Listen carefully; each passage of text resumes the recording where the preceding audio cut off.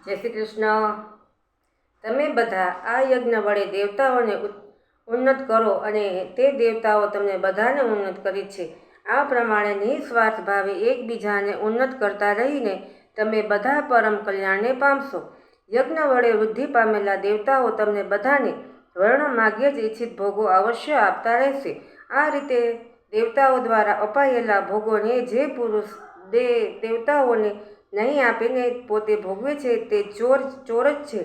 યજ્ઞમાંથી વધેલા અન્નને આરોગનારા શ્રેષ્ઠ પુરુષો સર્વ પાપોથી મુક્ત થઈ જાય છે અને જે પાપીઓ પોતાના શરીરના પોષણ માટે જ અન્ન રાંધે છે તેઓ તો પાપને જ ખાય છે।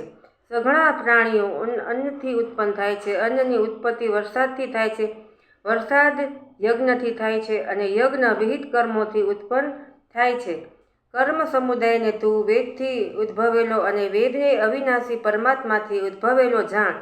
આથી સિદ્ધ થાય છે કે સર્વવ્યાપી પરમ અક્ષર પરમાત્મા સદા યજ્ઞમાં પ્રતિષ્ઠિત છે। હે પાર્થ, જે મનુષ્ય આ લોકમાં આ પ્રમાણે પરંપરાથીને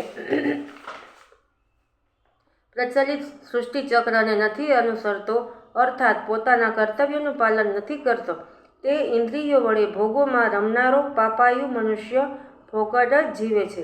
પણ જે માણસ આત્મામાં જ રમનારો અને આત્મામાં જ તૃપ્ત તેમજ આત્મામાં જ સંતુષ્ટ હોય તેના માટે કશું કરવાનું બાકી નથી રહેતું। એ મહાપુરુષનું આ સંસારમાં ન તો કર્મ કરવાથી કશું પ્રયોજન રહે છે ને ન તો કર્મ ન કરવાથી કશું પ્રયોજન રહે છે। તેમજ સઘળા જીવો સાથે આ મહાપુરુષોનો લેશ માત્ર પણ સ્વાર્થનો સંબંધ નથી રહેતો। આથી તું નિરંતર આ શક્તિ વિનાનો થઈ હંમેશા કર્તવ્ય કર્મોને સમ્યક રીતે કરતો રહે, કેમ કે આ શક્તિ વિનાનો થઈને કર્મ કરતો માણસ પરમાત્માને પામે છે। રાધે રાધે।